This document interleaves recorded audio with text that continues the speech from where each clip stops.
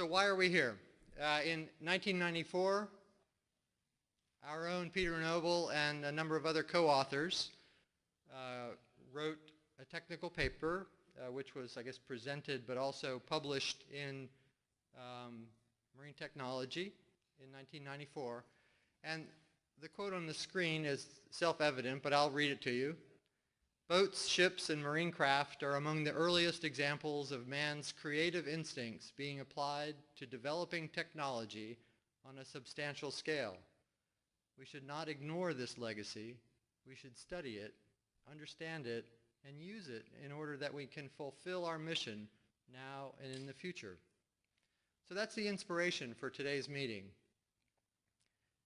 It's been a while since the '94 paper, but we've brought together this panel discussion, and we're hoping that it will lead forward to some other activities. We've got a distinguished group of speakers here. Our own Peter Naval, President-elect. I think we're all familiar with Peter's background. Perhaps our guest panel members aren't aware, but Peter is the Chief Naval Architect at ConocoPhillips, one of the major energy companies in the world, and has considerable architect experience as well as great talent for ship design and an interest in small craft and indigenous naval architecture, ethnotechnology. We have Chris McKesson, an adjunct professor from the University of New Orleans, again a familiar face to those of us in the SNAME family, an important TNR participant, familiar to all the students that are here because of his work with young professionals and students. Also a great contributor in the naval hydrodynamics, naval ship design, commercial ship design, advanced high-performance craft design areas, and a great interest in small craft as well. And we have three individuals at my left, your right, Mr. Vernon Doucette, who's a board advisor to Kayak USA, and he's the editor of the Kayak USA Journal. I hope he talks about that a little bit when he gets a chance to speak. And Dan Siegel, an expert kayak operator, instructor, with great experience with these interesting craft. He was also the editor of a very favorite publication of mine, and probably yours, the Small Boat Journal. A lot of us have those on our bookshelves still. And Ben Fuller, extraordinary individual, curator of the Penobscot Marine Museum, expert in small craft, expert in education relative to small craft and boat building. Chris Barry, who's on the panel but can't be here, contributed a delightful paper about some particular fishing vessels from the California coast. And we're going to invite Peter to give his presentation when the time comes. And I'm your chair and the chair of the TNR program in general. So let's go ahead and move forward with what we want to do. What we're going to have is a chance for each of these panelists to give a presentation of about 10 minutes long. So we'll spend the first hour essentially going over some presentation material. You'll get to hear a little bit about these boats in front of me, in front of you. And then it's engagement time. We're hoping to have some great questions from you, discussion, and then hopefully some observations that will take us forward. So with that, let me ask Peter to start us off.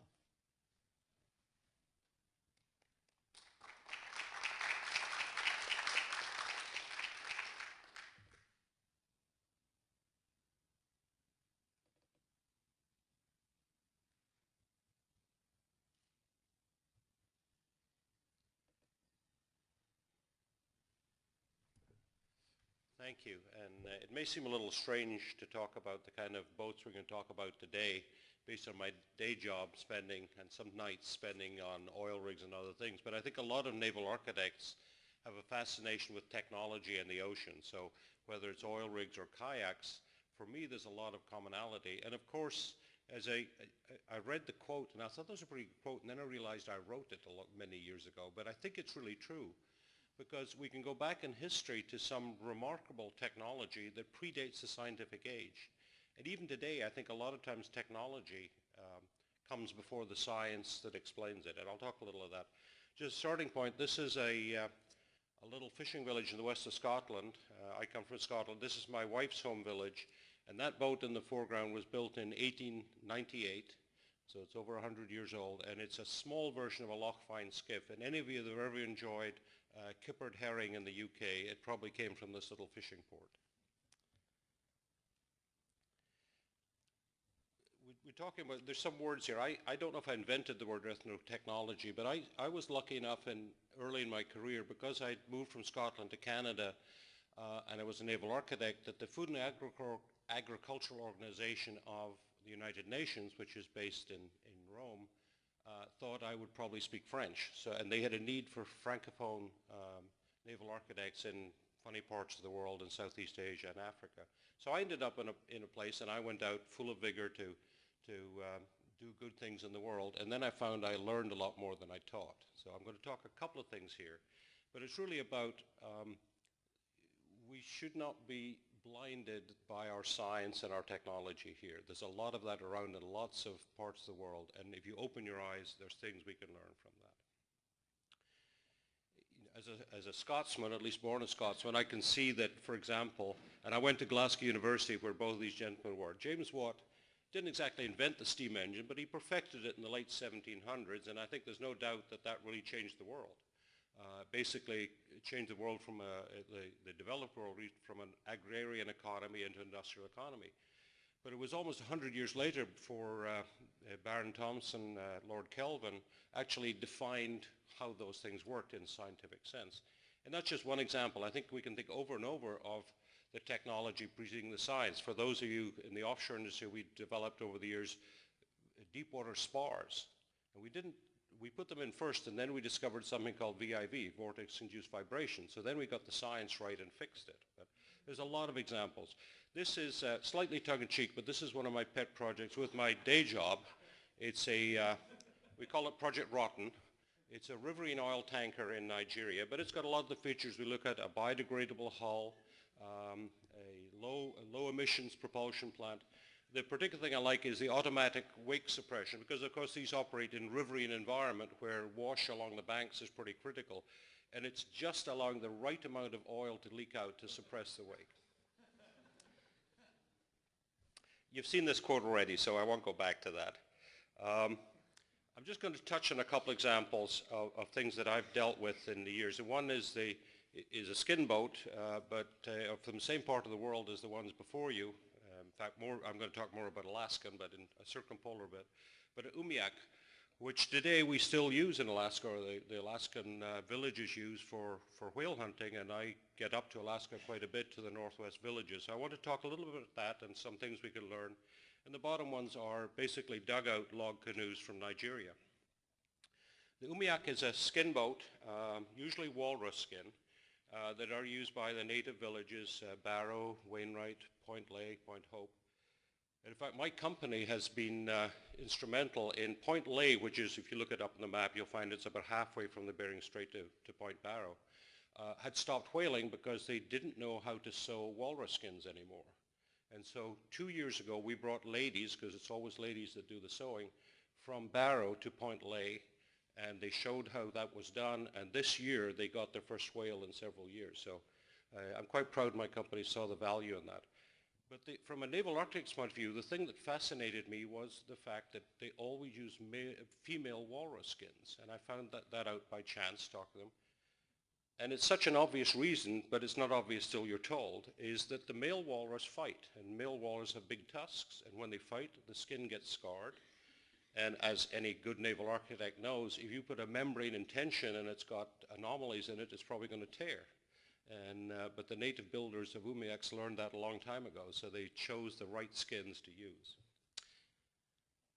And these are just some examples of current conditions. The bowhead whales are hunted. As part, again, of my day job, we're looking at having some drilling in the Arctic, so we are now tracking whales by GPS And of course, the local hunters who are traditional hunters all have GPS tracking devices. And so there's a good cooperation there. Those of you that have probably seen some of the so-called Eskimo games, one is the blanket toss, where the Eskimos are in a large circle and usually a young person gets the middle, is thrown up in the air. The reason they did that was to look for whales. I mean, there are no trees to climb, so you get a young, nimble person with good eyesight and they can sight a whale. They don't need that anymore with now the GPS tracking devices. And you'll see in one of the pictures that, of course, the boat is traditional, but the paddle is a Sears Roebuck paddle. So and I think for me that's one of the things. Traditional naval architecture doesn't mean to say things are stuck in the past. There's combinations of those things that are particularly valuable. Moving on to one other example is West Africa, and I worked there in the early 70s, and you get these long open beaches but no harbors, big surf rolling in all the way from the Southern Ocean sometimes. And I was working on another project, but they asked me to go and look at a project that had been funded for a few years but not funded anymore. My boss is in FAO. And the project was that these large mahogany canoes were dugout canoes, so fairly wasteful of the material, it was thought. So they cut down the trees, sold the mahogany trees as a cash crop, and then imported marine plywood to build local boats, because these were big, heavy boats, and Europeans knew better about boats than the local people, obviously. And so I went there, and all the plywood boats were turned upside down along the top of the beach with nets stored under it. And I said to the local people, but so you're not using, no, we're fishing today. So a little while later, these big dugout canoes came in with all the outboard motors installed. And I'm reading this previous report, and I'm looking for winches to move them up and down the beach. Well, in fact, they all went home and left two skinny kids. And these boats are banana-shaped, long overhang. Well, one kid sat in one end of the boat, the other one pushed it 2 meters up, and they moved five-ton canoes up the beach in 30 minutes and went home. And they've been doing that for 3,000 years.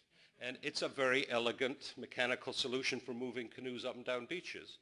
And so that was just another of the eye-openers for myself. And in many others. I worked in Madagascar for a while, and I know things about outriggers that the people who are designing trimarans for the Navy right now are getting wrong. And similarly, you'll see if you come at 4:30 in our footy racing competition that I have a small-scale carbon fiber version of a dhow rig that's probably a winning combination. So I'll hand you over to the next speaker. Thank you. Thank you, Peter.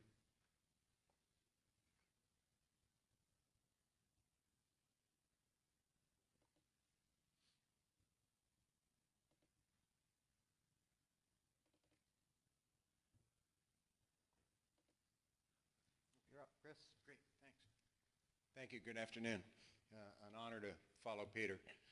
My interest in this subject, in fact, began with Peter's ethnotechnology paper in BC in '94. I am not an expert in kayaks, I'm an expert in asking why. And I wrote down the quote you just gave us, where technology comes before the science that explains it. And that's what I like doing. I really enjoy looking at the craft and saying, now why? That is the result of a very efficient, a very effective process, but how can I translate that result into the language that I speak in 21st century scientific language? Because, of course, the indigenous craft are the result of the same physics. The water hasn't changed. They're the result of an extremely effective but slow evolutionary process. And yet we find myriad cases where the craft are wildly different. I grew up with a dugout canoe in Mexico. It's entirely different from the Greenland craft we see in front of us. It's quite different than the African craft. What were the constraints that were imposed on those craft that led to those design differences? And how can I explain, how can I look at the design difference and then back out, oh, I see, he was responding to a requirement like this. And if I were to take that requirement away from the boat because I'm going to make it in fiberglass, or I'm going to use it on the top of my SUV, then the boat will evolve this way instead of the way that it did. So let me try to say that in a little more detail. Obviously, this is an attempt to graph the evolutionary design process where one design leads to another, and we eventually seek out very slowly an optimal combination for a particular situation. But the graph the shape of the landscape, the location of that mountain peak is going to be the result of a lot of constraints regarding the mission of the craft, the technologies available, the materials available for the craft, the seas in which she operates. And anytime I change those constraints, really I ought to re-evolve the design. But of course that's going to take generations to do. So how can I back out where those constraints have affected the design so that I can understand them? The design requirements, of course, in naval architectural terms are entirely consistent. Now, this is by no means a comprehensive list of kayak or canoe design requirements. You'll find nowhere on here some of the concerns for the paddle hydrodynamics of these Greenland boats or for moving the boat on a beach in Africa that Peter was just talking about. But let me home in on just 3 of them that I think are strongly material-driven, construction technique-driven. And I'm going to highlight those just because I want to use this choice of material as a way of this why. Why did they do that? Why that feature on the boat? And there are myriad whys. I could spend hours asking why from stem to stern on these boats. But let me just take a couple of quick examples as an example of the mindset. And here's a picture I loved when I found this on the internet. Let me speak student for a moment. We teach you that ships are longitudinal beams, bending in longitudinal loading. And we teach you that there's a neutral axis on that beam at which there's like no load. Well, notice how this design has evolved where we put structural material at what we would call the shear strake, and we put structural material at what we would call the keel or the chine, and we have no shell plating at the neutral axis where I don't need it. And I have no shell plating on the deck because I'm going to design this boat so that the deck is not contributory to longitudinal bending, at least in the compression mode. Of course, I could load the deck when I put the boat in hogging. That's intriguing. But of course, what we will often do is we'll duplicate that geometry in sheet material, and we lose that advantage. And we end up with perhaps arguably a misapplication of the material, because now I've put material back at the neutral axis where in fact I didn't need it. And in fact, advocates of these craft will tell you that the native-built boats are better than any of the store-bought boats. I don't mean to steal your line, but you just said that to me, credit where due. You just said that to me before the meeting. I tried an approach just as just sort of for grins here. I'll show you the McKesson Trash Yak. This is a canoe that I built out of trash. It's the styrofoam packing materials that a bunch of IKEA furniture came in. And because I am not a craftsman, the body plan is entirely rectangles with right angle corners. But it has a scientifically designed sectional area curve with an optimal prismatic coefficient and an optimal location of center of buoyancy, according to Saunders' design curves, and a stability moment of inertia of the waterplane designed for my personal metacentric height goal. And as a matter of fact, it's a really sweet boat. That's in my pool in New Orleans, but I've had her in the bayous chasing the alligators and stuff, and she paddles really sweet. And I think she don't look half bad for being made out of trash in an afternoon. Okay, beam bending, geometry. Let me spell a little bit more about how I'm looking at the boats, and I'm saying, now why? How was this driven by a material consideration in this case? Let's remember how beams bend when I simply support them. They bend in a cubic curve between point loads. They bend like that gentleman is bending that frame in this birch bark canoe. In fact, in this situation, the shell is a membrane in tension stretched over this frame that is the result of a bunch of cubic splines. And I used to, as a boy, wonder why your birch bark canoe had that extreme tumble home at the ends, why it had some of these shapes to it. And looking at it with a bit of a scientific eye, I can immediately see. Now let's consider, for example, the shear strake beam in this case. There's a beam bent in a cubic curve via the application of some point loads where those transverse stiffeners are, transverse thwarts, members. And of course, if I take the thwarts away, that beam's going to try to snap into the straight line that I've dotted in there, bending like a bow and arrow. It's going to try to snap straight. By contrast, the frame in the middle, bent like the gentleman's knees, if I take the gentleman's knees off of it, it's going to try to snap straight as shown in the dotted line in this section. So what happens first is this side beam is loading that thwart in compression. That thwart is holding the side beam bowed out. That same thwart is holding the frame bowed in. In fact, I suspect that you could eliminate that particular thwart. Cleverly done. I wouldn't be surprised if those two loads on that thwart canceled out, and that the tendency of the frame to spring outwards and the side shell to spring inwards are canceling each other out. A very clever bit of design that allows you to make a very lightweight boat when I got lightly loaded members. I still ask why the shape of the ends of the boat, and I think I find the same thing when I start looking for cubic curves in the hull. Why is that point located there and not, say, there? And in fact, a lot of fiberglass canoes you can buy look a lot more like my blue line, and there's a reason for it. And that's because if I bend this as a bent sapling, if I release it, it's going to tend to spring, as I've shown in the dotted lines. If the only thing constraining that is the fact that I've tucked it in the pocket of an envelope, which is that stitched birch bark, obviously if I built the envelope the way the previous slide showed, the beam will just snap out of it. Bend a coffee stirrer and stick it in the corner of a normal letter-sized envelope and it'll pop out. Seal the envelope and put the coffee stirrer in and it'll stay bent. It's a result of a tension between the materials, the material properties, and what I'm trying to do in terms of fasteners, the fact that I'm going to stitch that member into a membrane type hull, etc.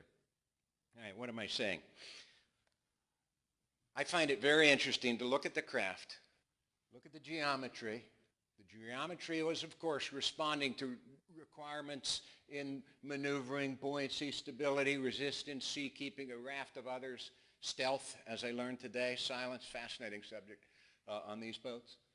But the geometry was to some extent constrained by the available materials. The material selection, the production technology available. Do I have modern adhesives or am I doing this with rawhide thongs? Weight goals and durability goals. If we change the material, how will that free me up to come up with perhaps a better geometric solution or to even to understand the geometry that they came up with?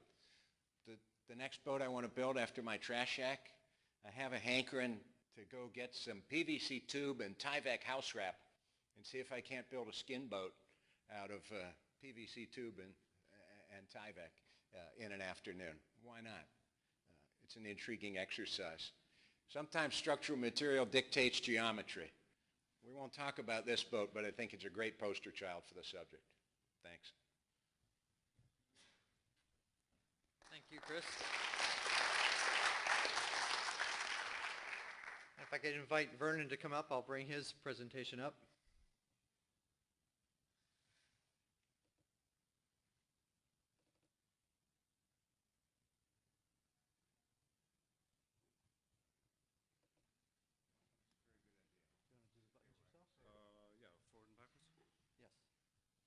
I have way too many slides, but we'll zip through this as quickly as possible. And Peter, you'll be happy to know that two Scotsmen play a central, pivotal role in this history. All right, I go this way, I go that way. Okay. Kayaks, from the word go, caught kind of the Western imagination. And curiously, the first people, northern natives that were encountered in the north were people paddling kayaks, both in the west and the east. This, I think, is from 1566. Martin Frobisher, on his second voyage, brought a native in his kayak back to England. And if you ignore the exotic landscape, what the artist saw was this paddler in Bristol Harbor demonstrating his skill for the entertainment of the Queen and the nobles. And the Queen was so impressed that she gave this guy permission to hunt swans, which apparently was not allowed. Several hundred years later, this is Fridtjof Nansen and his group. They just crossed from East Greenland to west across the ice cap, and he missed the boat back to Denmark and took advantage of it. He had locals make them kayaks and teach them how to paddle, which he brought back to Norway and used in recreational fashion. Though there's no evidence of it, here they're demonstrating rolling in the fjords of Norway. But pretty much anybody who went north was captivated by kayaks, and there's a lot of images of tourists and visitors out paddling various craft. This one is from East Canadian Arctic, probably Labrador. I'd guess Hudson Bay, and back to Greenland. But recreational kayaking doesn't start until mid-19th century with this fellow here named John McGregor, a Scotsman. And he was a lawyer, a barrister, an evangelist, a Victorian adventurer. And he'd been casting around, I think, for a vehicle to, a novel vehicle to have his adventures in. He had traveled to America and had seen kayaks and actually paddled birch bark canoes. But just as a novelty, in his searching for a craft, he tried this out, which is the Halkett cloak boat. It's an inflatable that when you're not using it, you can use as a coat. It comes with a cane that has a little paddle attachable to it. And once it's inflated, you can sail around the briny deep. He didn't go with this. I don't think it worked out for him. There's an interesting side story that has to do with this boat, and that is it was developed after the famous Franklin expedition, where he was trying to find. They got caught up getting back. I ate their shoes anyway. But this is what McGregor finally settled on, which is the first an illustration of the first Rob Roy canoe, which was a lapstrake cedar boat made for him. And he took his boat off to Europe and was paddling over falls, I guess. And obviously, since this was a novel occasion, nobody had ever done this before, he always drew a crowd wherever he went.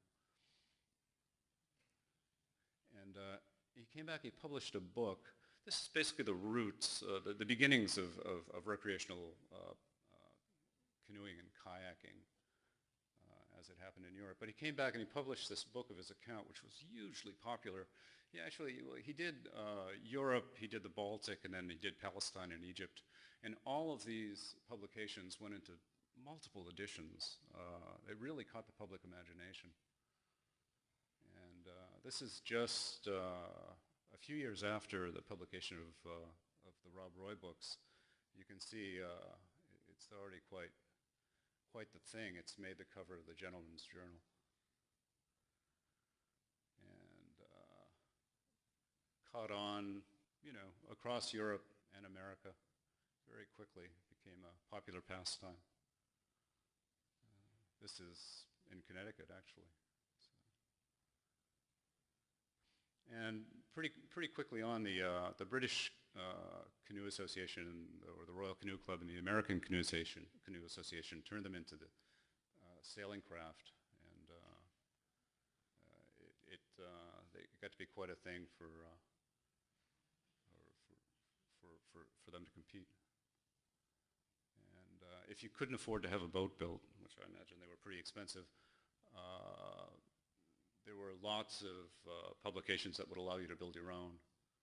And in this case, in 1891, this is how to build a canvas canoe. So you could build your own, and they look something like this. And in Europe, similarly, it's a linen kayak, a skin-on-frame kayak, allowed you to build this nice double. And this is 1912. This all kind of predates the development of kayaking as an industry. So if you wanted a kayak, you either had one built for you or you built it yourself. And this is a kayak that was built by a German private school group, and they would build kayaks and then take them out on the river.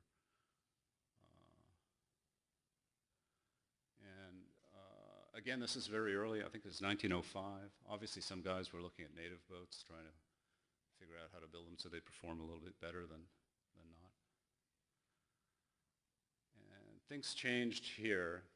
This is Albert Heinrich, a German who developed the first folding kayak, which he's the fellow in the back. So this is the beginning of Faltboots, or folding kayaks, Klepper kayaks as you would know them. And he sold or went into business with Johann Klepper, and basically that's an industry was born. And this is an early Klepper kayak called a Delphin. I don't quite get the spray skirt, but the beginning of kayaking as an industry pretty much.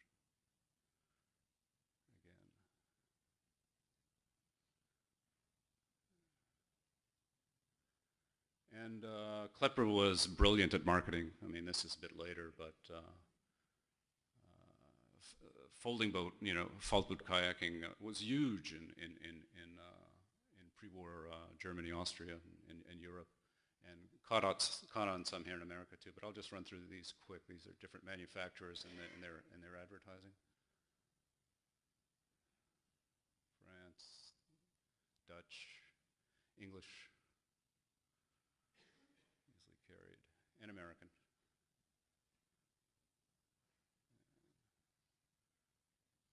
And there was always somebody, in his garage making something that went faster and more performance. And the Germans always knew how to have a good time with them.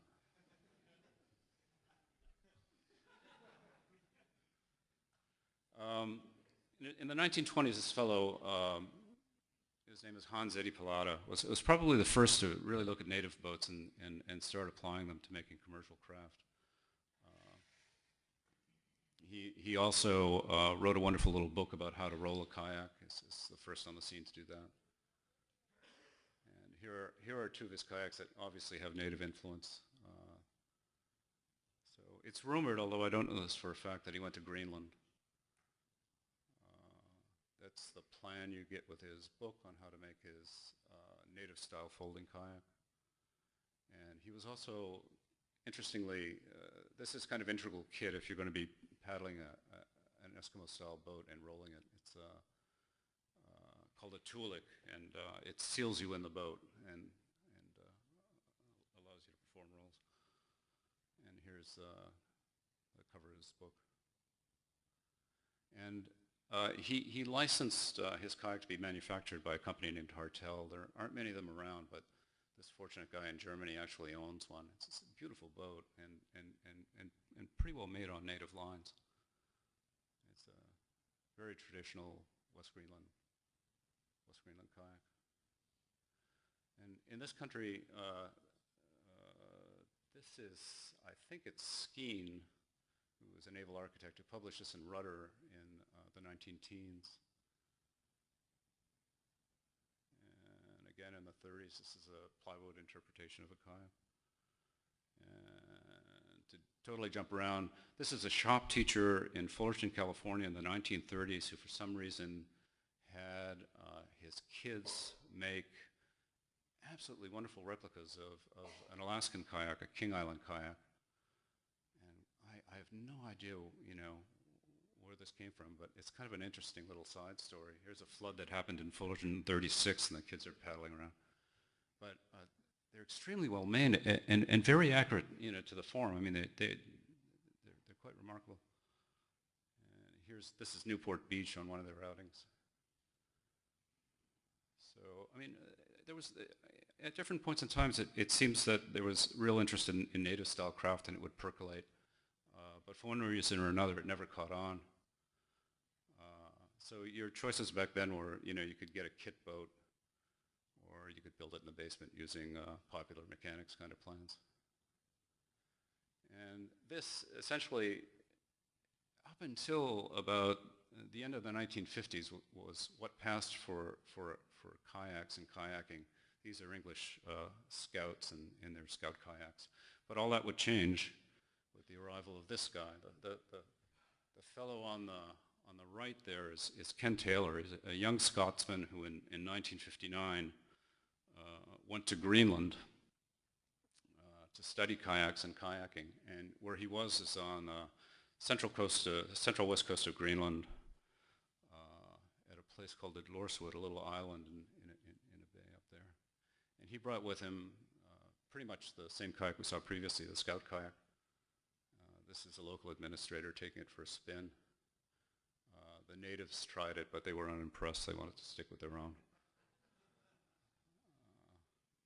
But Ken was in Greenland at an incredible moment, and he caught the end, essentially, of kayak hunting on the coast of Greenland, and produced and brought back these wonderful images. So he was out hunting with these guys in kayaks, and here you see a Greenland kayak essentially kitted out for the hunt. It's a line tray and an avatak, which is a float on the back, a harpoon on the foredeck, and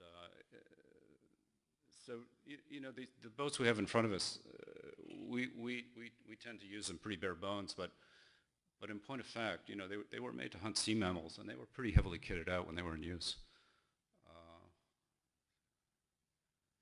Just a beautiful image of West Greenland kayaks there.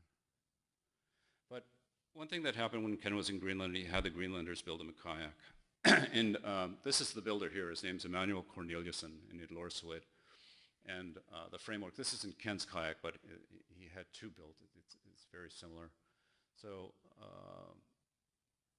Corneliusson made Ken this kayak. There's a picture of the frame. And the women skinned it up. And there's a picture of Ken holding his kayak, about to take it out for the first time. But what happened is Ken brought his kayak back to Europe, this wonderful West Greenland kayak.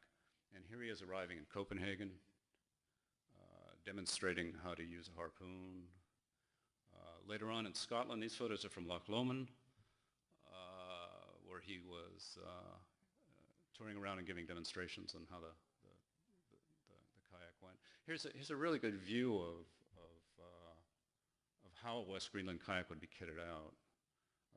Line tray avatak and a small sail in the front. It's not a sail per se, but it's kind of a blind. They would make these square white panels that would rest on the bow of the boat. So as they were approaching seals, it would look like a piece of ice and not a hunter. But you know, the end of the boat was to bring home the bacon. You know, so that I think was mostly what motivated the design aspects of a native boat.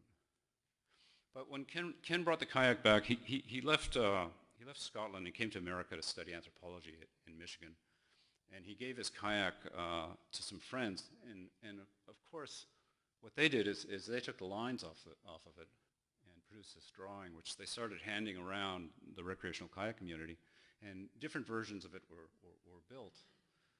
This is an early one called a Gantok, made by a man named Duncan Winning. And it caught on. So there were multiple iterations of kayaks that were developed from these lines that, you know, had been taken off the Idlorswood kayak.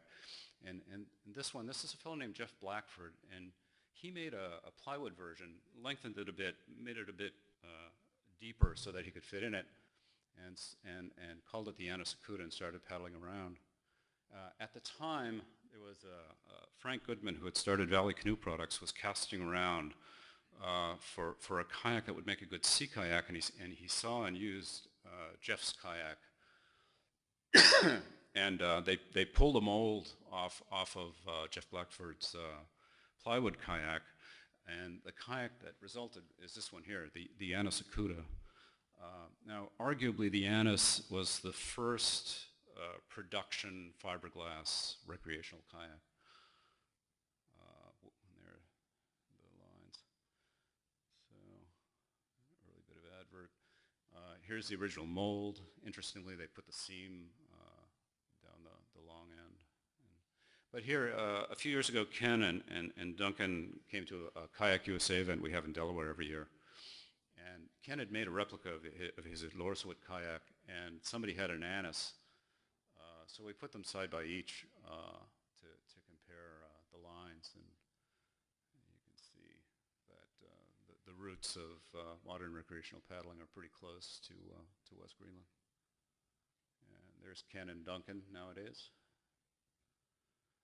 There were other instances of people using native boats to build. This is a boat called the Amasilik. It's a plywood kayak that was basically taken off the lines of a real of a native boat. And there was like this percolating interest in the 60s in Britain for native native craft, native kayaks and paddles, which took a while to catch on. And this is an American. His name's John Heath. He's done a lot. He mentored us and others, but this is him back in the 1950s with a Greenland kayak, which is pretty early on for all of this. But anyway, in spite of the fact that, you know, we can be inspired by native craft, we can also miss by a mile. But if we pay close attention, we can also get it right. And that's it. Thank you.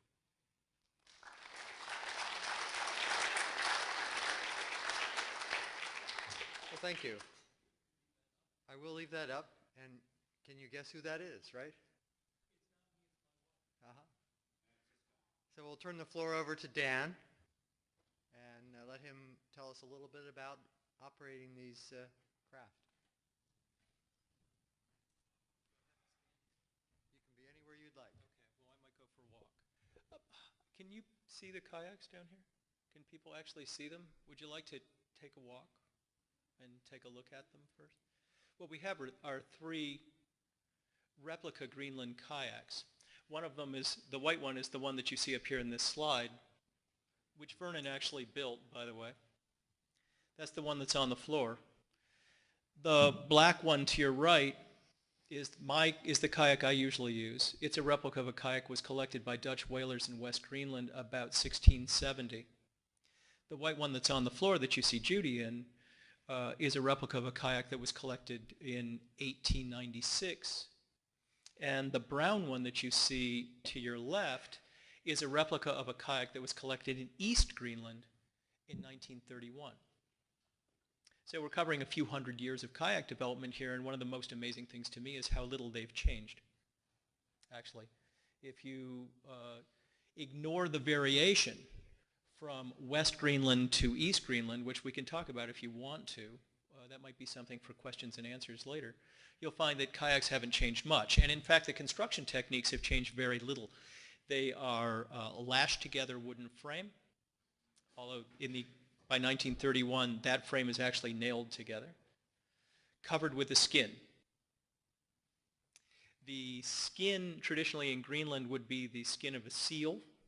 I understand that ring seal was preferred. I didn't know if it was male or female, but that's a good tip. I like that. They were stitched together usually by women, and the stitching on these, we're not allowed to be in possession of a part of a seal in the United States. These kayaks, although the frames have been made as close to the original as we can make them, they're skinned with 8-ounce ballistic nylon covered with 2-part polyurethane roofing material. You're welcome to pick them up. These kayaks are built a little bit lighter in terms of the materials, the actual wood that was used. We have some red cedar in these instead of the pine that would have been used in Greenland. The white one weighs 23 pounds. The 2 longer kayaks weigh about 28, 29 pounds apiece.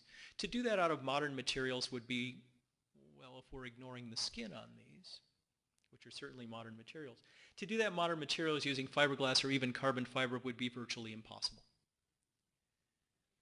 In fact, to build these kayaks to this shape using modern materials would be virtually impossible. It's very difficult to create both sharp edges and flat panels in ways that would be supported easily in, say, fiberglass or carbon fiber. So when people try to do fiberglass versions or carbon fiber versions of native kayaks, you'll find that they are changed significantly. They're both heavier and weaker. A friend of mine had 2 of his kayaks on the top of his small Toyota truck when he rolled his truck. The truck was totaled, the kayaks were paddleable. Not unusual. You're welcome to take the throwing stick that's on the white kayak and take a whack at one of these if you want. You're more likely to hurt the throwing stick than the kayak. Little general things about a kayak. Yes, you sit, well, let me get to that. It's a good question as the legs stretch in. Kayaks in Greenland are not considered to be boats. In fact, the word for boat in Greenlandic and the word for kayak are two different words, and there's a third word for kayak-like boat. What we consider kayaks here in the United States and in most of Western Europe would not be considered kayaks in Greenland. They would be considered kayak-like boats. And in fact, at some of our Kayak USA events, when we have Greenlanders in and people call their kayaks boats, we make them put $1 into a pot because they're not. Kayaks are not used like boats in Greenland. I really want to talk about kayak use as much as anything else. Kayaks are really considered to be a prosthesis that the kayaker wears in order to swim with the sea mammals. They fit like a prosthesis. We had somebody put one on. I didn't catch your name. Brittany put one on, and I think she can verify that they are very snug. It's like wearing something. And in fact, the kayak is built specifically for the kayaker so that the kayaker has control over the kayak, and to some degree so that the kayak has control over the kayaker. These are replicas. When we had them built, we chose replicas that we know would fit based on wearing a lot of kayaks along the way. Traditionally in Greenland, that isn't how it would be done. You would go to a kayak builder. Perhaps you'd build it yourself, but more likely you'd go to a kayak builder. That kayak builder would take certain dimensions from you, usually anthropomorphic dimensions, and depending on what your preferences are, they would make that kayak a little bit bigger or a little bit smaller in slightly different shape. Every winter, the skin would come off the kayak, and the kayak would be altered in order to make it fit better, as, for instance, you gained weight, right? And in fact, when you look at Greenland kayaks that are in museums, you'll see that the interiors of them are actually shaped to fit better, both to make them more comfortable and perhaps in some cases to make them tighter. Sometimes you'll see that the ribs have actually been removed in order to make it easier to get in and out of them and so on. Because the kayak isn't considered a boat, the stability of a kayak isn't really as important as we would think it would be as recreational kayakers. In fact, predominantly, the stability of a kayak is based on the skill of the person who is in it. Do I have to say that again?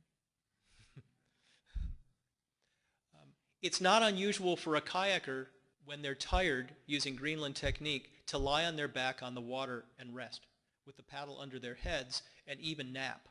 Done it myself. Not that hard to learn. Okay? That requires a kayak that isn't necessarily stable. Buoyant, yes, but not stable. And in fact, my guess is that part of the architecture of kayaks had to do with making sure that the volume of a kayak or its buoyancy was about equal to the buoyancy of the kayaker when the kayaker was in full kit. In other words, wearing a duliak and using a paddle for some level of support. In fact, if a kayak has too much volume, they would rather be upside down than right side up if you should capsize. It's harder to roll a kayak that's high volume than to roll a kayak that's low volume. In some ways, it's harder to roll a kayak. You know what I mean by roll? Let's call it a capsize recovery technique. Okay? A capsize recovery technique. So we'll call it rolling though, but that's in Greenland it's actually referred to as a capsize recovery technique. The higher the volume of the kayak, the more difficult it is to recover from a capsize. The lower volume a kayak is, the easier it is to recover from a capsize. So when you look at the black kayak on your right, you'll find that even though it's quite long, it's over 18 feet, it's actually very low volume. And that's one of the reasons I suspect it is so low volume.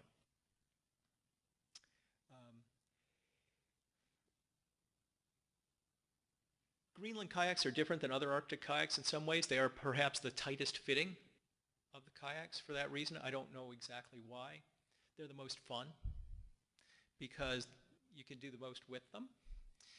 In Greenland, in the Greenland National Kayaking Competition, part of the fun is actually rolling the kayak. There are points given on 43 different rolling techniques, different capsize recovery techniques, including one where 5 strong men are attached to a rope. The rope is attached to a throwing stick in the rigging abaft the cockpit of the kayak, which is wrapped around the kayak.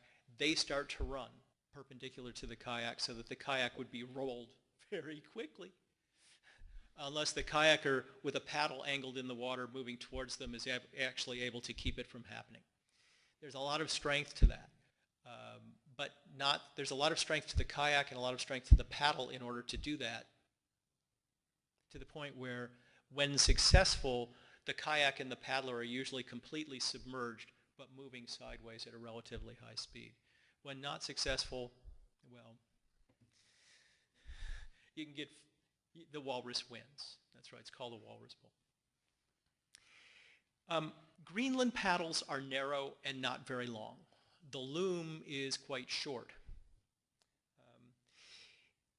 When we think about a paddle, conventional paddle, what we think of as a canoe paddle or a kayak paddle these days with a wide blade, say a whitewater kayak, what we think of basically is something that you can hook the water with and pull the kayak up to the paddle, right? Make sense? Yes? Greenland paddles aren't used that way. They can be, but they're not usually.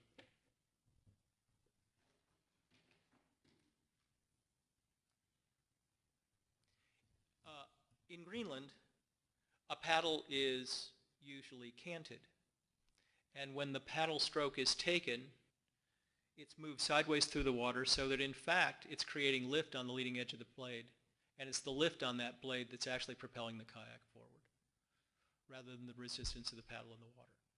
How much you cant the paddle depends on how fast you want to go, what speed the kayak is going, and what the conditions are. So what you have is basically an infinitely variable propeller that it's used for. Greenland paddles have a lot of uses besides just moving the kayak. They're often extended in terms of a brace or a roll. One of the reasons that'd be hard to do if it was wider than your hand, and one of the anthropomorphic measurements of a paddle is that it fit between the joints of your hand. So the entire paddle is a loom, and the length of the lever arm changes depending on what you need it to change. When held flat on the bottom and put in the rigging, the deck rigging of a kayak, it becomes an outrigger. You can actually get out of the cockpit if you want and stand up, as long as you make sure that the pressure is on the right side. Although if you had 2 paddles, I suppose you could stick them out to each side. Usually you don't. And then you can stand up actually with your foot on the paddle and take care of nature's business if need be while you're out hunting. You can also catamaran 2 kayaks together. If you need to rest, get out of the kayak and have a break, say for lunch, if you want.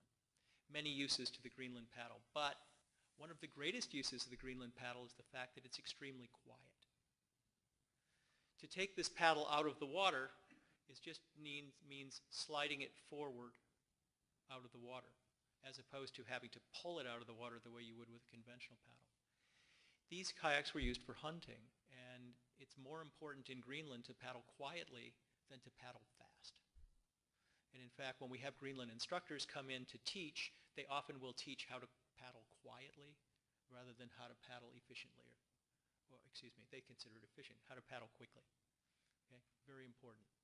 All one of the reasons that Greenland paddle is here. These paddles are the replicas of the paddles that were collected with these kayaks, this being an East Greenland paddle. It's unusual in that the loom, I don't know if you can see it from there, is slightly asymmetric. It's bowed on one side and flat on the other. We have no idea which side is supposed to be the power side, if either, or if it was just a mistake. We have no idea. Okay. The paddle and the kayak are part of a system. The third part of the system is the paddling jacket, the duliak. I brought a couple of duliaks. I don't know if you had a chance to look at them. That'll hold one up. Also made out of sealskin. It's watertight at the combing. It's watertight at the wrists, and you cinch it down so that it's watertight around your face. You cinch it down until, in Greenland they say, until it makes you look ugly. Okay. So you and the kayak become a unit. Unlike modern spray skirts, it's loose around the bottom. In a lot of Greenland kayaks, especially wide ones, like this East Greenland kayak below you, depending on conditions, you might scooch to one side or the other. You might scooch forward or aft in the cockpit, depending on what you're trying to do in terms of conditions. If you're paddling upwind, you may go forward. If you're paddling downwind, you may move aft. If you're paddling across the waves and they're steep, you may move your butt to the wave side of the kayak so that it's always leaned in a little bit to the waves. If the wind's trying to push you in one direction or another, you may also heel the kayak by moving side to side. So it allows you to move. They're also long. And traditionally in Greenland, it wasn't bungeed around a rim in the kayak coaming the way we do it with modern ones, but it was actually tied down tight. Water's cold in Greenland. Getting out of your kayak is going to kill you very, very fast, right? Sometimes the water is actually below freezing. So in 29 or 30 degree water, what's the survival expectation in terms of time? Less than 30 seconds, something like that. One of the reasons Greenland dualies are long is it would allow people who weren't able to roll for one reason or another, lack of skill or perhaps exhaustion, to actually get out of the kayak and wrap themselves around it without breaking the seal at the coaming. So that way, one of your companions could come and rescue you without having to worry about dying of hypothermia. So integral part of the kit. It also creates a tremendous amount of buoyancy.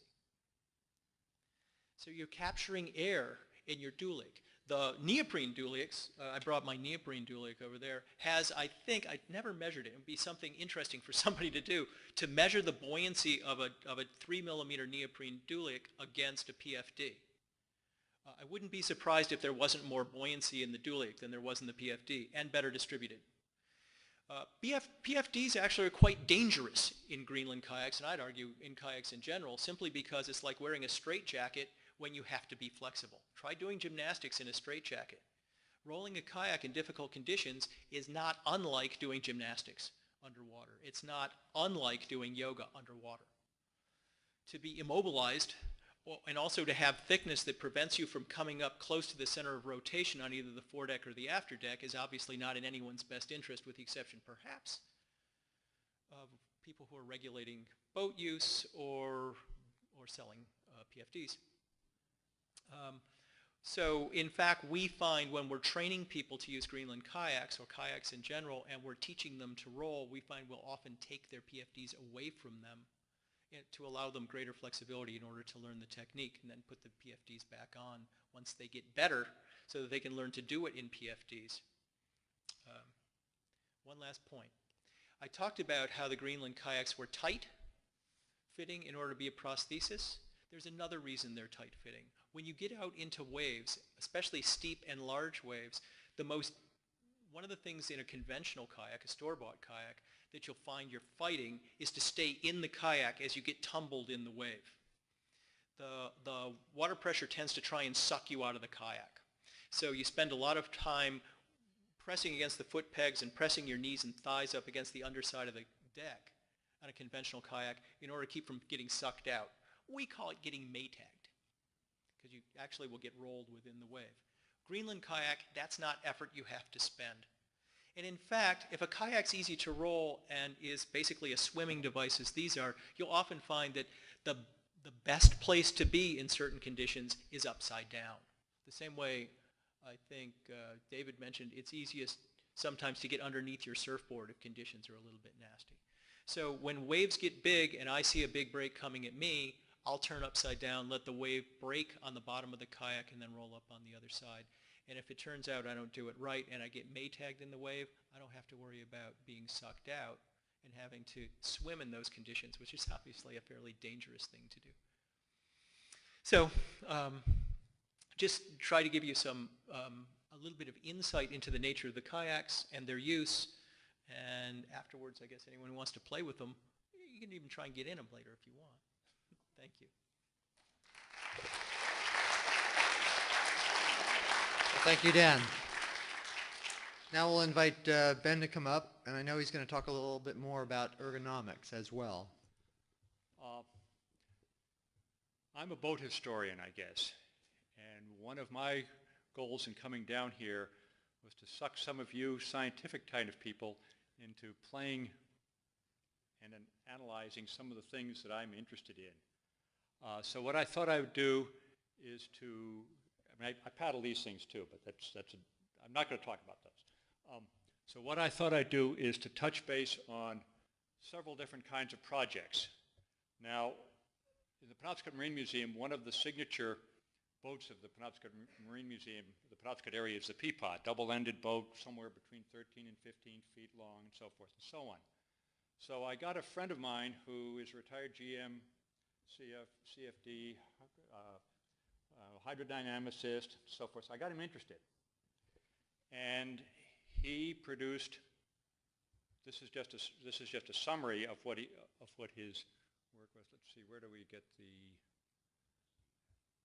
there's the F5. So he produced a much longer study on peapods. And what I did was that I gave him offsets. We have measured many, many peapods. They're all well published. I gave him offsets. So he ran this through Rhino and so forth and so on, kind of the software that you're familiar with, and produced these guys. And really, this is what you can do with these lines and offsets. Build a model, build a reproduction, qualitative analysis, quantitative analysis, and comparison. Basically what he did was he went from lines and offsets to a CAD model to analysis and comparison. So this happens to be a kayak that we have in our museum. There's his lines. You can see down below in here, I don't have a pointer, but you can see down, okay. You can see down below in here, these are similar parameters that he pulled up for the other kayaks, and he produced that kind of a thing. So we can see how it compares. Let's see here. And you can see there's a freeboard versus displacement curves, initial stability curves, 600-pound displacement curves, and there's resistance force curve. I'll show these in a little more detail here in a second. So I'm just, skimming through this because I think this is stuff that you guys can do, because there's plenty of other projects that are out there. Plus, if you want to get the full information, it would be easy enough to get this. But you can see in here load carrying at different freeboards, North Haven, all the way Curtis Bay. The Curtis Bay Coast Guard guys are, seriously big boats in here. The ones that I found particularly interested is some of the stability material, wide range of displacements in open boats. Open boat people move around. They don't sit in one place. So you need to consider this. So we have stability metrics, initial stability. We're all pretty used to those kind of things. Righting arms versus heel angles, we're used to seeing figures like this. But how many people have done weight on the rail? Because in hauling a trap in a peapod, you put your weight right on that rail, pull up on your trap, and roll the boat back. Take up your slack, keep doing it. But how much weight can you put on the rail? And how do the different boats compare when you're doing it? So this is kind of an interesting piece in here. Resistance. The thing that I found that was most interesting about resistance is that in the rowing area, how close all of these guys were in terms of their resistance. Obviously when you get up to the high end, things change, but this is the area that people are going to be rowing the boats. And big boats, little boats, they're all pretty close to what you're looking at. Okay, so that's one case, and that's a case using an existing body of knowledge. There we go. Okay, so this is a project. Some of you are familiar with the Historic American Engineering Record, Habs Hair. We've been out sending teams out into the field, collecting wooden lobster boat measurement data. And many of the boats that we're going to take a look at in here were built in the 1960s to the 70s, in the heyday of wooden boat building, to the point that in some areas like Beals Island, at one point in the 60s, there were 16 builders working. And they would have maybe one half model that they'd work from. They put the molds up, and if you came along and you wanted something a little bit different, they'd shim the mold out.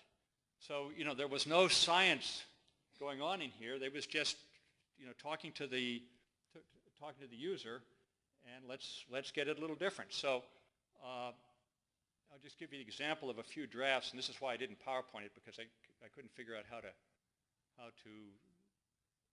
come on, Adobe Reader. Okay, well, it's not good. I guess it's not going to, it doesn't want to open this one. Let's try it again. Let's see, what are we looking at here? Not supported, he says it may be a damaged file.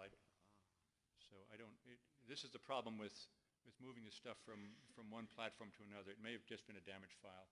Okay, I'll just give you an example of one of the ones here that we've measured. Okay, yeah, there we go. Hey. Yeah, there we go.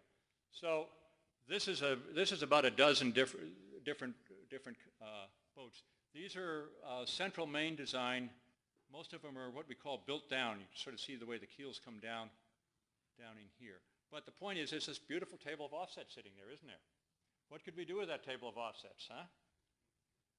Shepherdess. These are all to the same scale here. Half a chance. This one is a Beals Island boat. Notice it's not built down. Okay. Lady J. Peggotty, there's an older one in here. Poozy. These are mostly sort of in the Mount Desert area, that part of the world. But look at this what can you guys do with a table of offsets like that, huh? And that's an older one. The wonderful thing about these Maine lobster boats, if you're not familiar with them, is that they have a really interesting combination of a potentially high-speed hull, but also extremely sea-kindly hull. And for any of you who don't know, what was it, PAC 98, the America's Cup venture out in San Diego in '98, one of the guys took a Maine lobster boat out there, and nobody in the conventional chase fleet could stay with him. He was one of the support boats that was running. Okay, that's a Ralph Stanley boat. So one of the things that we have with these is that we have besides the offsets, we also have the DXF files. So this is sort of an interesting example here. This is a boat that has been with a 455 engine in it, that's been clocked at about 50 miles an hour, built in the middle 60s, serious race boat. That drawing there, and this came from, this is a naval architect in Rockport, came from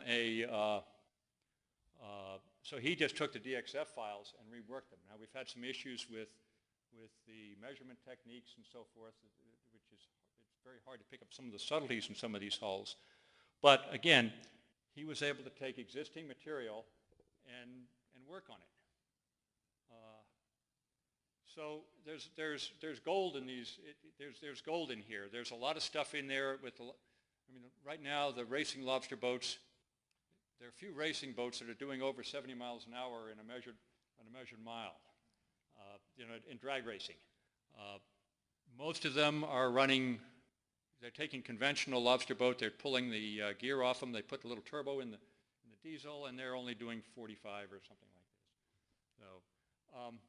The third case in point that I'll show really quickly in here is,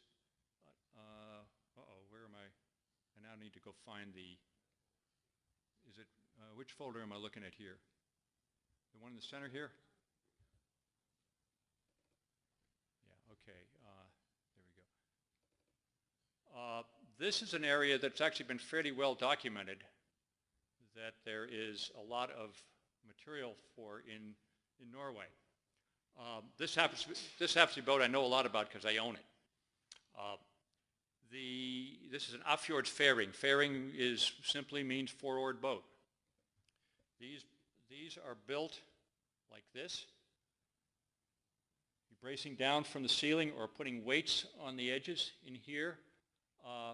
The measurement techniques, they've discovered things called boat discs in some of the museums. It's a disc like this with a bunch of radial, with a bunch of angles on it and some distances written on it. And so you can use that as a set of polar coordinates, if you will, to determine where all those planks go. Typically, at this point in time, they're using a tool that looks like this. It's a protractor and something called a boat L, which basically measures the width of the plank at the particular place that it needs to go. This is my boat when it was being built. You can see in there, you can see a little bit of hollow right up in here. That's an interesting question. See, you can see it more up in here. These guys deliberately put about a quarter to a half an inch of hog in the rabbet when they build it, deliberately to pull air underneath it. And they've also carved the garboard to pull air underneath it. And you read the literature, it's all about, they talk about pulling air underneath the boats. Does it work? I know it works because I've had this thing out in, doing 8 or 10 knots or more when the boat was dry, and I was finding air coming up through the laps, before the boat is soaked up through the laps. So I'm getting a serious amount of air in there. Does it lift the boat? Yeah. You guys can tell me. I can't. I don't know that. But the offjords people actually built all the boats, all their boats from the four-oared boats, the fairing boats, to 30-footers, 35-footers, all the same. They built the same boat over and over again. How did we lose that? Okay, there we go.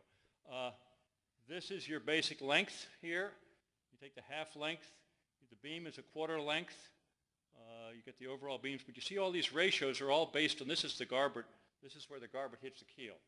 You can see and it's all a matter of ratios. So the big boats are built the same way that the small boats are. The ratios are just different.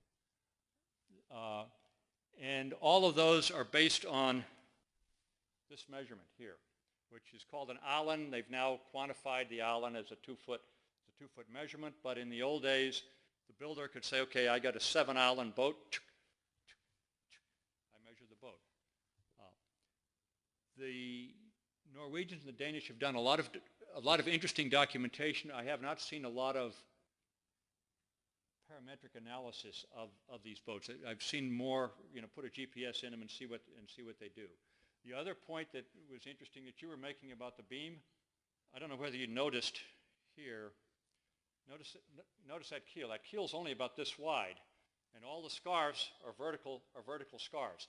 This thing is wicked strong in the direction of bend. These boats, however, are designed to be flexible. So there are 4 frames in the boat. 3 of them are very firm. They're in effect space frames. The 4th one up in the bow is just a U, and I can lay in that boat and feel the boat wiggle over the waves. The builder said, the gentleman that built this boat said that his supervisor builder took the boat, grabbed it on the stem, wiggled it, and said it's too stiff. It should have been more flexible. So there's another interesting thing to sort of think about analysis is deliberately induced flexibility in these boats. Anyway, I'm going to stop and let other folks talk.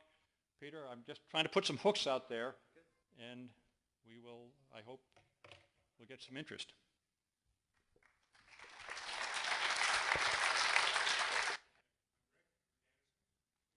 First thing that strikes me is the long, slender hull forms of the kayaks.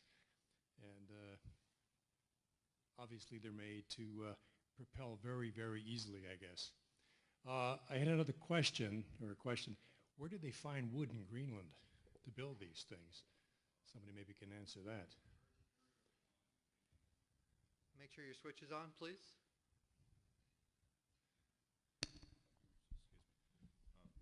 Pretty early on in Greenland, they were importing milled lumber from Europe. The real early kayaks would have been made out of driftwood. There was the way the circumpolar gyre works, apparently, that trees would fall in rivers in Russia and end up washed up on the west coast of Greenland. And curiously, I've seen some quite early.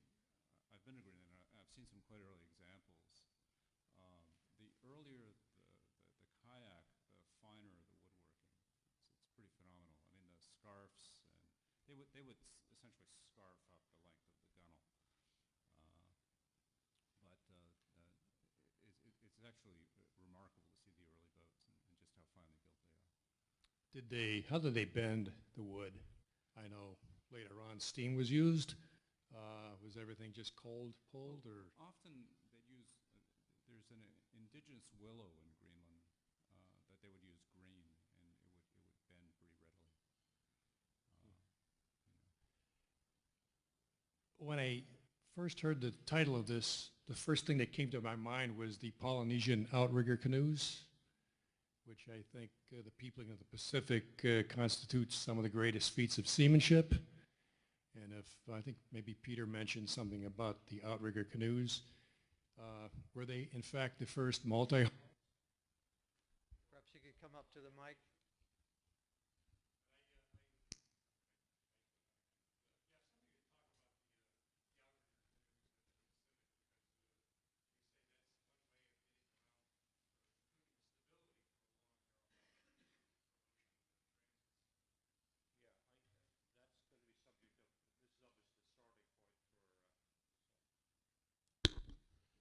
I think that we could talk for days on this stuff, and I'm fascinated with some of the things. One of the things I would note that in my experience in the outriggers, which actually are Indian Ocean outriggers, but they're similar to Pacific Ocean, is that they use relatively low buoyancy and very high length. If we look today, sort of as a naval architect, we think about fruit number. So you go long, thin hulls that go fast, and then we stick short, fat outriggers on them, and their speed-length ratio is about as bad as you can get. And if you look at most outrigger canoes, the length of the amas, the floats, are about the same. They also don't have excess buoyancy. Quite often they're curved, so they submerge, and the increase in buoyancy as you submerge it is relatively small, and that makes for better seakeeping. So it gives you the stability, but lots of times you put too much buoyancy, as we see sometimes with our modern tri-hulls, you get a very rough motion because you add a lot of buoyancy as you heel. So again, I think there's lessons to learn there, but I think we're going to have another seminar. But I think our TNR committee, which is led by our chairperson here, has got a whole bunch of things to work on, from lobster boat lines plans. If you've got all the offsets to lines, we've got people who will be happy to work on that, I think. And I think we'll add outrigger canoes too, and the air under the fairing. I have 4 Norwegian grandsons who obviously have to do this research, but I would think the air is actually not for buoyancy, but for lubrication to reduce resistance. But who knows? That's another area to look at. So, Question. thank you.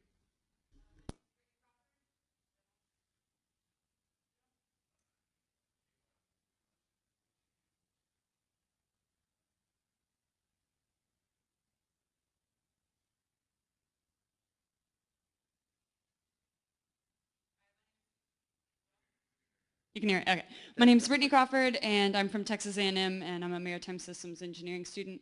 I have 2 questions. My first is, I have a large professional and personal interest in the Amazon region in South America.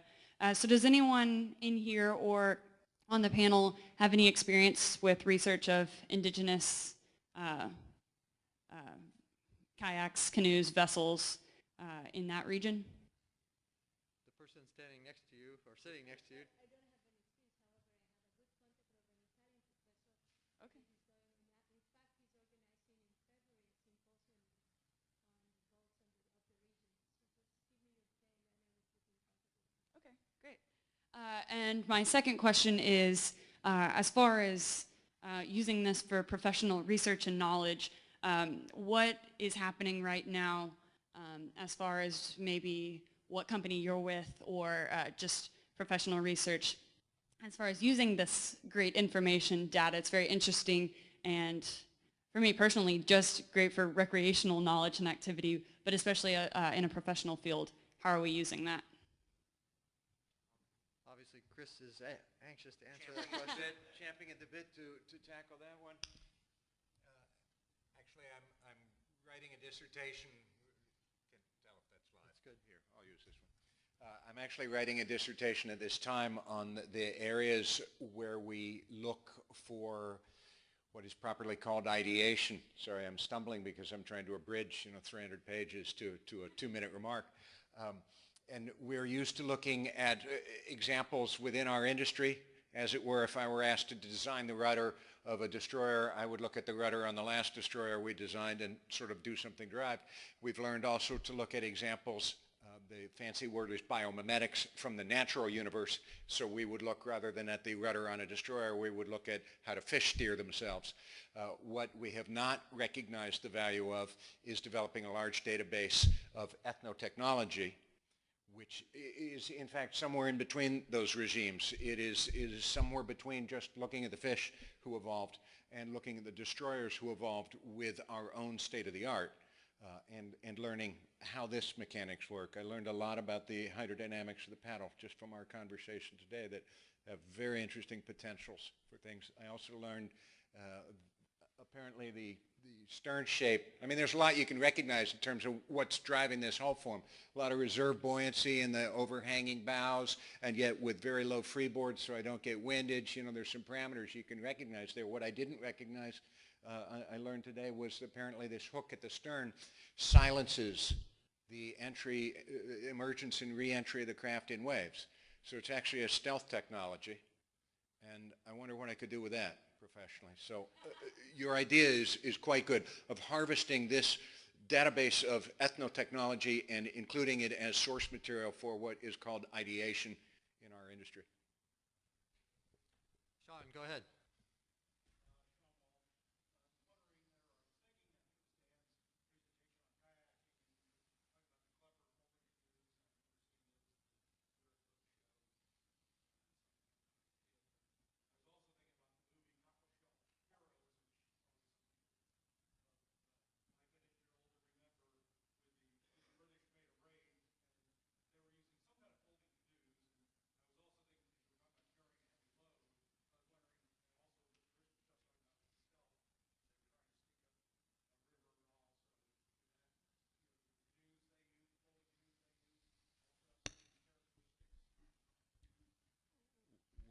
It's funny you say that.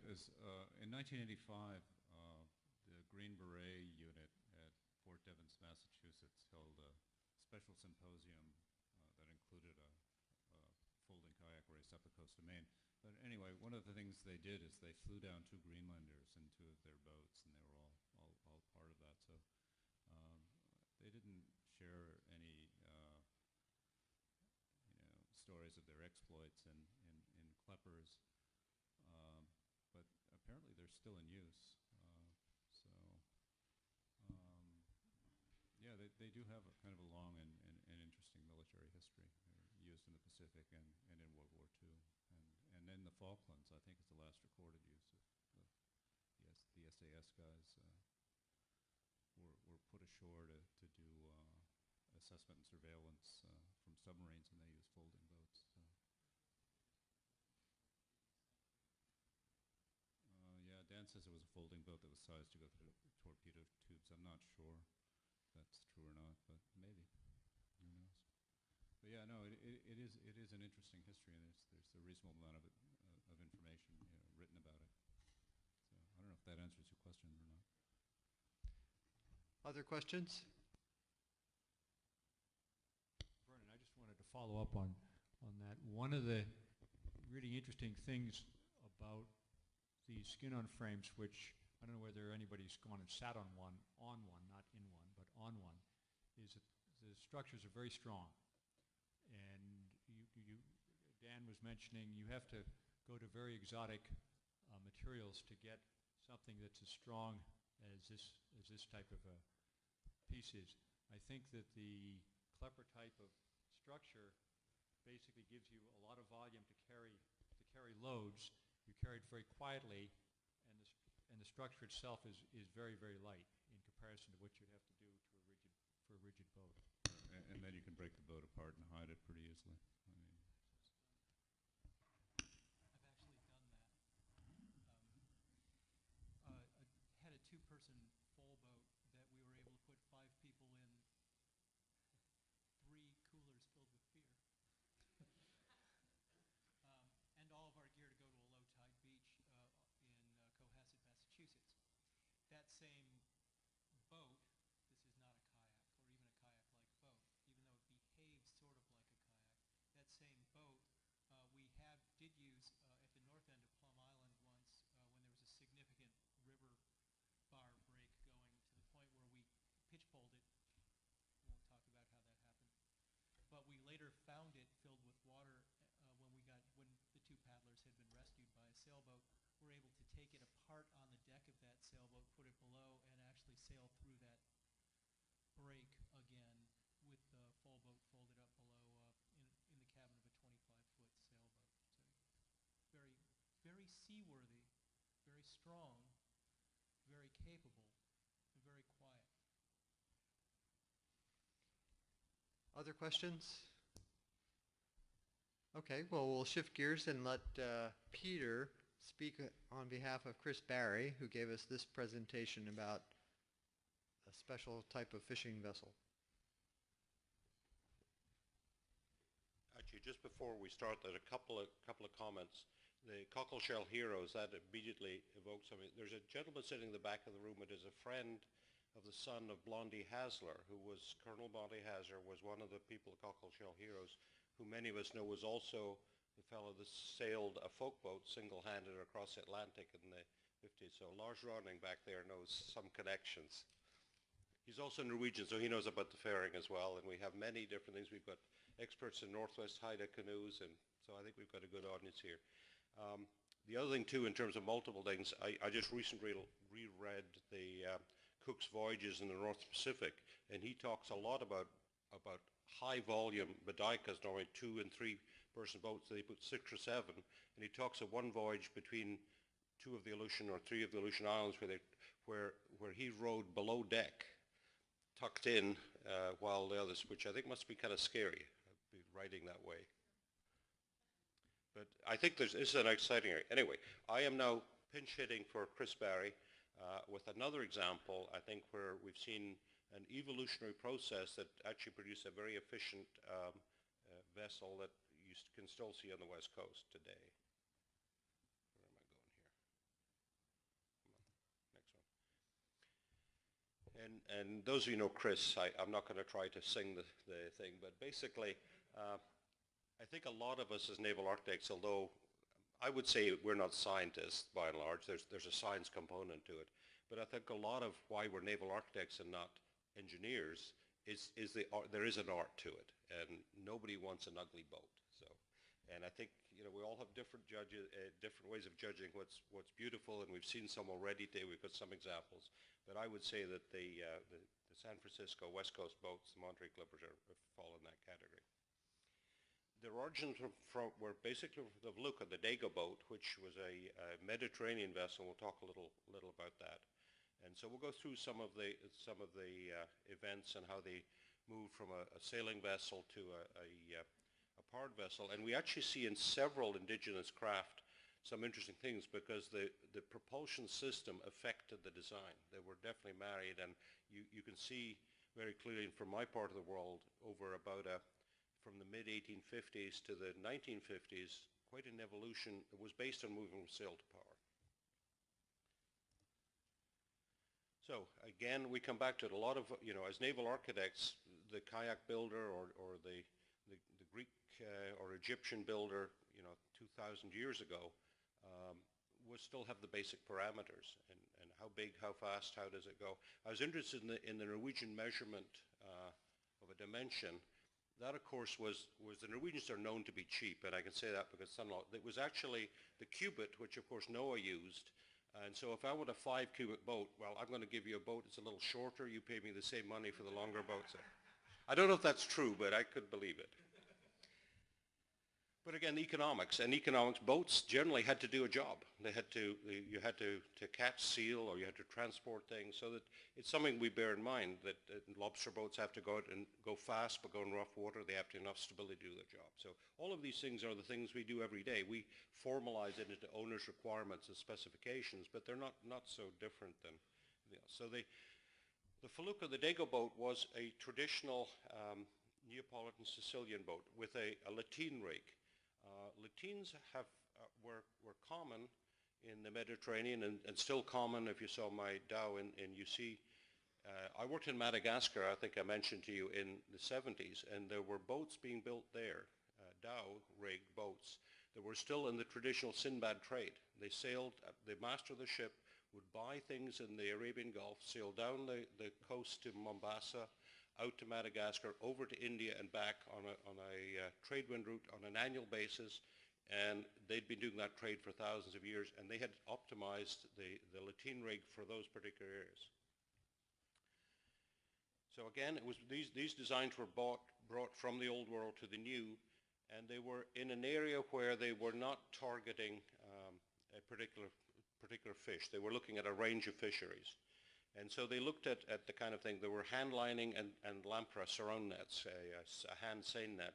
Those were the traditional roles that Mediterranean fishermen used. In the mid to late 1800s, there was competition from Asian fishermen who were actually targeting different species, but there was a kind of mixture there. The boats had to be affordable. They had to support the families. It limited refrigeration. So that was important, to be able to go get fish, bring it back and sell it and go out again. The feluccas were sailed, they were rowed standing up facing forward, and we see that in some Maine type peapods with specially adapted things, and lots of times you want to see where you're going, and that's not easy to do if you're rowing. And it's interesting too, if we look at the technologies that evolved in different parts of the world. Rowing is quite efficient, but you don't see where you're going. But lots of places never got there. They still use paddles, which in bigger boats is quite inefficient, but those kind of things are still developed. But anyway, the gas engines came in around 1900. Again, there was an evolution in gas engines. It allowed them to go further, get home quicker, carry a little more. So these are kind of variations. We talk of the clipper bow, and as that reverse curve, but there was quite a variation, as you can see there. It was not one size fits all, but the idea of the curved bow, and you still see, if you go to the Mediterranean, you'll see similar hulls. And the same double-ended shape. So these were of a shape that fitted that particular fishery, but it was an evolution from their European parents. I'll just go through some of these. Price of a boat, $1,500 used in 1930. And as we all know, there's always a value proposition. What can I afford to the first cost and the operating cost versus what I can make with the boat? And we all face that in our day jobs. The types of fishery, floating lamprey net, basically a handheld surface seine net, also hook fishing, some hand lining, but also trolling, where you're actually moving the boat and have hooks astern of you, and some trap fishing.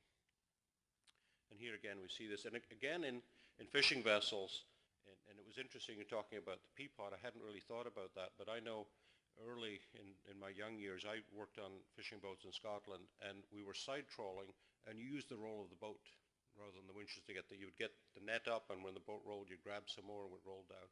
So I mean, a lot of it's like my example with the canoes. I mean, you can move a lot of weight with buoyancy and with a little bit of leverage and fulcrum.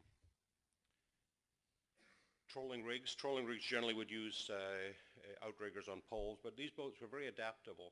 And I think we see that too in lots of times we get into the scientific naval architecture and age, we think we can optimize, and we have a lot of optimization tools. Lots of times, though, you find out that things change. And so these vessels, one of the reasons they're successful is they were adaptable. They had enough elbow room in their designs to be able to say, hey, things are different now. What can I do differently? And that's definitely a value proposition. We see a lot of indigenous activities.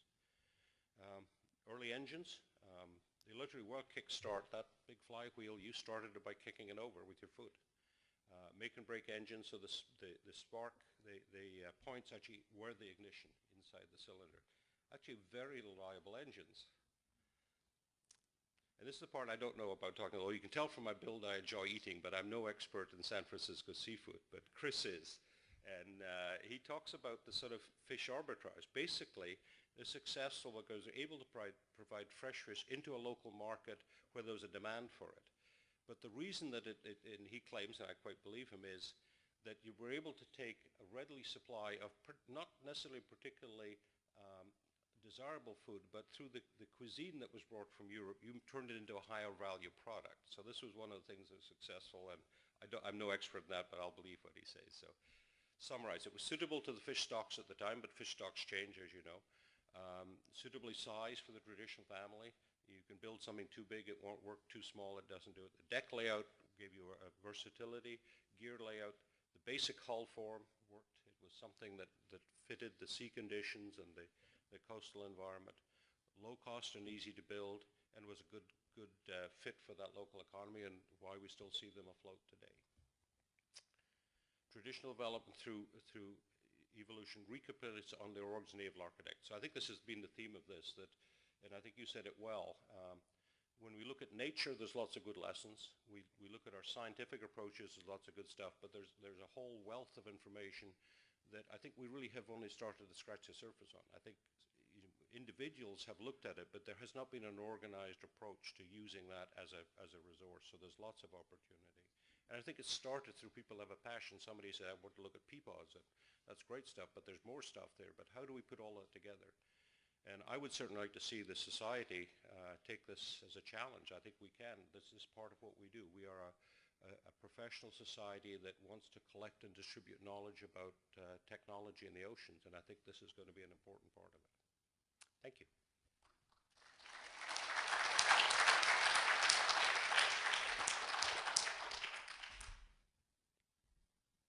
We'll do one more set of slides here, and then we'll wrap up.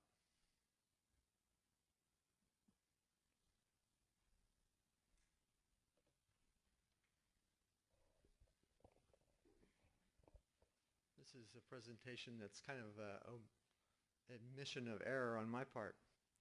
I've had the privilege of working with the Alexandria Seaport Foundation, and we do a number of things, and we're building a couple of boats to replace a Potomac River dory boat that is in our icon. It's an indigenous boat. Characteristics are pretty specific, and comes out of the lower Potomac region of Maryland and Virginia. And it has distinguishing features of a kind of a wine glass tucked transom, usually planked fore and aft. It's got an up and down vertical stem, hard chine, pretty easy to build with the local woods of that area, or the lumber of that area, and usually rigged to sail, although a lot of them were used under power. And so we built one in the 90s that became our flagship of the Alexandria Seaport Foundation. I'm privileged to be on the board of that organization. It does great work with young people and people of all ages, actually. But that boat was decaying over time, and we needed to replace it. The boat in the lower left is our Potomac, the boat that we operate at the Alexandria Seaport Foundation. This is a version that's in the Chesapeake Bay Maritime Museum in St. Michael's. And this is another version of a dory boat that's at the St. Clements Island Lower Potomac Museum in Colton's Point, Maryland. And that's a version of a Potomac dory boat at the Calvert Maritime Museum. This is a profile of a boat that we're designing to replace the 42-footer. The new boats are going to be about 30 feet long. And the old boat was built traditionally the way the indigenous craft would have been built, with white oak framing and fir or local wood planking, sort of carvel, but with a hard chine. Unfortunately, they sit in fresh water, fairly warm fresh water, open. It rains on them all the time, and it's very hard to maintain. And like I say, over a couple of decades, the maintenance on the Potomac is getting a little bit costly for us and kind of a nuisance. So we wanted to replace them with boats that would use modern materials. So we're building the new boats with plywood topsides and strip plank cypress bottom, and they're wrapped with epoxy and glass inside and out, and they have laminated locust frames. Again, the whole idea is that if they do get wet, they hopefully won't decay as quickly and they'll be easier to maintain. And you can see in this profile, a distinguishing feature is, again, the hard chine, which sort of fades out as it gets to the stem. Lousy drawing, recovered, actually, the drawings were done by a gentleman from Naval, and the crummy view graph here is an indication of the quality of the remaining plans, but this shows an interesting thing right here, which is that there's no chine log. When we were going to build with the modern materials and we're going to tie plywood to the strip planking, we put in a chine log. And the lesson that we learned by trying to do modern materials on an old boat style and trying to retain the look and feel of the old boat style, you can see here is a picture of some of the boats in the museum, which confirms that they run the side planking right down and run the bottom planking right up to the side planking and stiffen it up with some members there to make the joint, but no chine log. When we started building our boats, we needed a chine log. And the lesson we learned was that wasn't so easy to actually make. Because if, as you heard me say, we have a plywood topside that's developable, if you sort of unfold that developable boat and you realize that the chine describes a curve across that developed surface, what you really have is a curve that may be fair, but is fair in multiple dimensions, and you really can't get it out of a single piece of wood. So it was perplexing a little bit. So the guys are sitting there trying to figure out what the heck are we going to do about building that chine log, and they had to piece it out of multiple pieces of lumber and basically laminate the chine log together. And this is a picture of one of the boats coming together with the plywood topsides, the strip plank bottom, and the line of the chine, which again is curving in all three dimensions and couldn't be made out of a piece of wood. When you go back and you look at the original boats, there was no chine log in there.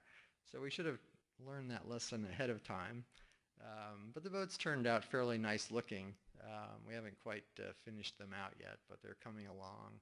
And they seem fairly true cosmetically to the look and feel of the indigenous type, but we've tried to adapt them to different construction methods. But along the way, we learned some lessons. And it should have been obvious to us, I suppose, that fair curve that I drew in the lines plan was going to be tough to build out of wood in one single piece. And there's a couple of good books I'd like to commend to you. There's a really good one that came out just about 2 years ago, 3 years ago, by the gentleman that works at Calvert Marine Museum, Richard Dodd's excellent summary of boats in the lower Potomac region. And then another topic for another day, perhaps. There's a lot of controversy about what to do with modern materials and whether it's appropriate to slap epoxy or fiberglass on wood boats. And there's some recent articles in Wooden Boat Magazine that talk about that subject. But here's an example of local watermen down in St. Mary's County in the 7th District. Excellent boats, beautifully built locally. They're extending the life of their boats in a very straightforward way by ripping out the seams splining them with epoxy and then covering the top sides with epoxy. And they've been doing this now for a few years, fairly systematically on all the boats in the local fleet. They seem to be surviving quite well, which surprises me because I was a little bit of a naysayer when they were going to do this epoxy coating on one side. So again, it's interesting to see old construction methods married up with new materials and new processes and see where that takes us. And then of course we're familiar with gondolas, another topic for another day, unsymmetrical hull forms, ergonomic fixtures that suit the purpose. There's a lot of things that we can explore in this area of ethnotechnology. So that gets us pretty close to our time frame, but I'll just open the floor to just any other questions that you might have for the folks that have spoken today. Well, hearing none. Oh, we have a question. Go ahead.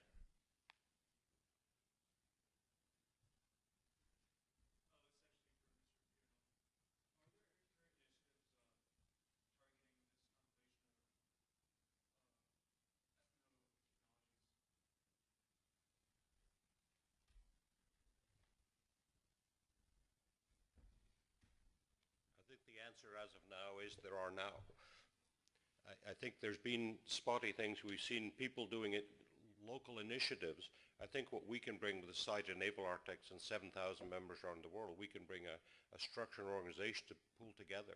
You know, we have people with strong interest in traditional craft. We've got people that can do CDFD analysis. We've got people that can do strength analysis. There's a lot of combinations of things, and I think we'll work with our T&R committee. I want to do that as the new president, to see where this fits in our broad scheme of things, because I think it's a useful thing to do, to catalog and see where the uses are, and it's fun.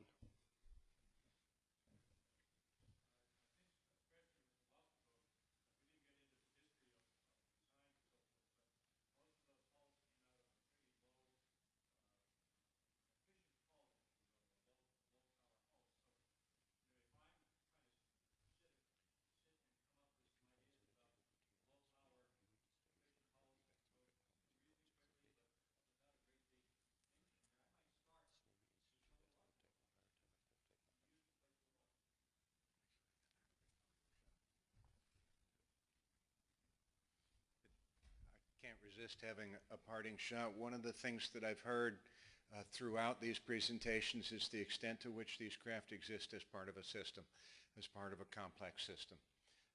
We've seen that in the way that the kayak is as much a garment as it is a craft, a prosthesis, a lovely term. In Chris Berry's presentation, how the Monterey craft existed within the context of an economic system that included the restaurant that's going to prepare the catch. Dozens of other examples, and I contend that what will be very interesting is to understand those systems in which they worked and the degrees to which those systems are represented in today's systems, and how then we can harvest those lessons from the past. My sound bite will be that I'm excited by what the TNR panel offers as a forum for us to realize that the future lies in the past. Well, I think that's a great way to leave things, and I'll thank you for attending, and please join me in thanking our speakers.